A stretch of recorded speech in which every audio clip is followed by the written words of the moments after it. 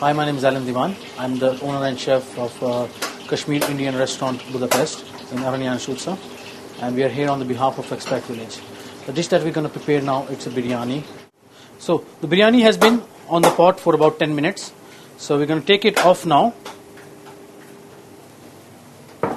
And now this is the most awaited moment for the biryani to open, and usually it's done, you know, when the whole family gets together, everybody gets together and sits around, and then you open the pot of biryani, and the nice flavor and the nice fragrance of the biryani fills in the room, giving everybody a nice appetite. So let's see. Oh, beautiful. Biryani has come along very, very nicely. And let's see. Now what we have to do is mix in the chicken.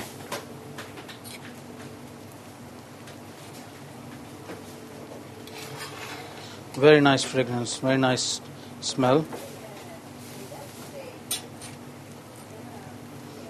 The colors are amazing. The rice is very nice, it's not sticking, and the flavor, the smell, the aroma is just beautiful. And let's just have a quick taste of the rice.